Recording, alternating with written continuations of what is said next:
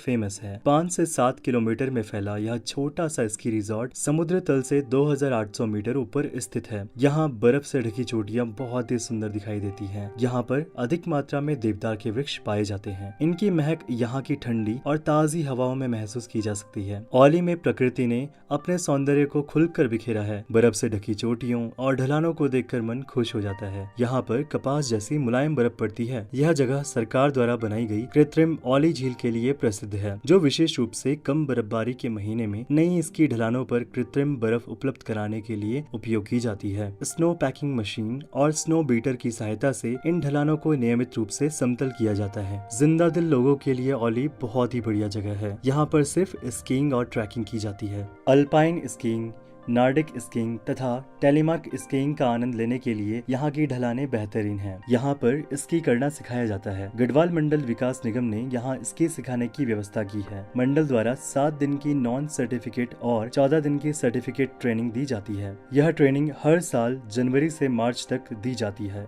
मंडल के अलावा निजी संस्थानों में भी ट्रेनिंग दी जाती है। यह पर्यटक के ऊपर निर्भर करता है कि वह कौन सा विकल्प चुनता है। स्की सीखते समय सामान और ट्रेनिंग के लिए 500 रुपए देने पड़ते हैं। पर्यटकों के रहने, खाने और स्की सीखने के लिए आवश्यक सामान आदि की सुविधाएं यहाँ पर दी जाती हैं। स्की करने के लिए वयस्कों से 475 रुपए और बच्चों से 250 रुपए शुल्क लिया जाता है। दस्तानों के लिए 175 रुपए और चश्मों के लिए 100 रुपए का शुल्क लिया जाता है। 7 दिन तक स्की सीखने के लिए भारतीय पर्यटकों को 4710 रुपए और विदेशी पर्यटकों से 5890 रुपए का शुल्क लिया जाता है। 14 दिन तक स्की सीखने के लिए भारतीय पर्यटकों से 9440 और विदेशी पर्यटकों से 11800 रुपए का शुल्क लिया जाता है। यह शुल्क सुविधाओं तथा सीजन के अनुसार बढ़ाए तथा घटाए जाते हैं। पैदल यात्रा के अलावा यहाँ पर चेयर लिफ्ट यानी कि रोपवे का विकल्प भी है। एशिया की सबसे लंबी केबल कार औली में है, जो कि 4 किलोमीटर तक की दूरी तय करती है। केबल कार को गोंडोला कहते हैं, जिसमें चेयर लिफ्ट और स्की लिफ्ट की सुविधा उपलब्ध है। जोशीमठ से लेकर औली तक रोपवे की सुविधा दी गई है, जिससे आने जाने का शुल्क 750 रुपए है। अगर आप जोशीमठ से औली तक कार बुक करवा कर आते हैं तो आपको 1000 से 2000 तक का शुल्क देना होगा। कार से औली पहुंचने के बाद वहां से ऊपर आर्टिफिशियल लेक तक चेयर लिफ्ट से आप 350 रुपए का शुल्क देकर आ और जा सकते हैं। अगर आप लोग रोपवे से आना और जाना चाहते हैं तो आपको समय का जरूर ख्याल रखना होगा। जो पर्यटक ज्यादा पैसे खर्च नहीं करना चाहते, औली में उनके लिए गढ़वाल मंडल के द्वारा स्कीइंग और टूरिस्ट रिजॉर्ट सबसे बेहतर विकल्प है। यह मुख्य सड़क मार्ग के बिल्कुल पास है। औली में जब भारी बर्फबारी होती है तो पर्यटकों की तादाद बढ़ जाती है। पर्यटकों की बड़ी संख्या के फलस्वरूप सभी होटल भर जाते हैं। इस स्थिति में पर्यटक जोशीमठ में रुक सकते हैं। जोशीमठ में कई अच्छे होटल हैं, जिनका शुल्क 800 रुपए से लेकर 3000 रुपए तक है। औली में अगर आप कैंपिंग करने के लिए इच्छुक हैं तो आपको 1500 रुपए से लेकर 4000 रुपए तक का खर्चा करना होगा। हिमालय क्षेत्र में औली ट्रैकिंग के लिए प्रसिद्ध है। यहाँ जोशीमठ से ट्रैकिंग रूट बहुत लोकप्रिय है। इस क्षेत्र के विभिन्न रास्तों पर ट्रैकिंग करते हुए कामेत, नंदा देवी, मान पर्वत तथा दुनागिरी पर्वत देखे जा सकते हैं। समुद्र तल से 7160 मीटर ऊपर स्थित त्रिशूल पर्वत को औली से भी देखा जा सकता है। इस पर्वत का नाम भगवान शिव के त्रिशूल पर रखा गया है।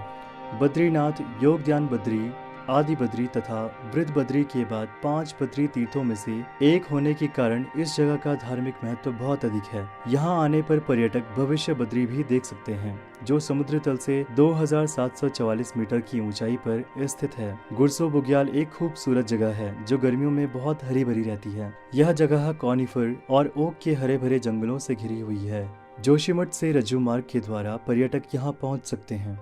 गुरसो बुग्याल के पास ही छत्तरकुंड नामक एक छोटा सा जलाशय है। औली के पास ही स्थित है एक छोटा सा गांव जिसका नाम है सेलधर तपोवन। यहाँ पर एक प्राकृतिक झरना और एक मंदिर भी है। नंदा देवी पर्वत के पीछे सूर्योदय देखना एक बहुत ही सुखद अनुभव है। औली से नंदा देवी राष्ट्रीय उद्यान 41 किलोमीटर दूर है। औली में बर्फ गिरना और उसके अलावा रात में खुले आकाश को देखना मन को खुश कर देता है। औली बहुत ही विषम परिस्थितियों वाला पर्यटक स्थल है।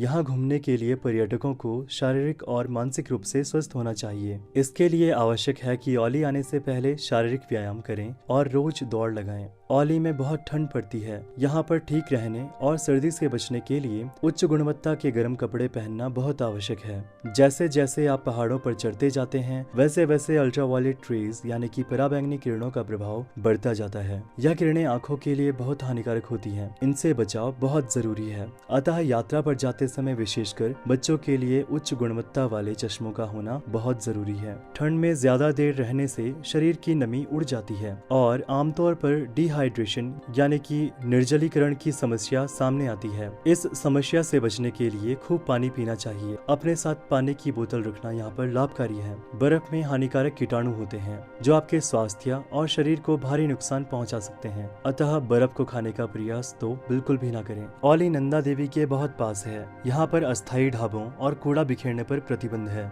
इस बात का ध्यान रखना चाहिए कि यह एक तीर्थ स्थल भी है और ऐसी जगहों पर शराब का सेवन तीर्थ यात्रियों की धार्मिक भावनाओं को ठेस पहुंचा सकता है। औली जाने के लिए सबसे अच्छा मौसम है दिसंबर से लेकर मार्च तक का। इस समय यहाँ पर बर्फ पड़ती है। यह समय स्की करने के लिए बहुत ही अच्छा है। औली तक यात्री आसानी से वायु मार्ग, रेल मार्ग तथा सड़क मार्ग के द्वारा पहुंच सकते हैं। औली का निकटतम एयरपोर्ट देहरादून के जौली ग्रांड में स्थित है और निकटतम मुख्य railway station Haridwar railway station है। औली के लिए पास के शहरों से बसें भी उपलब्ध हैं।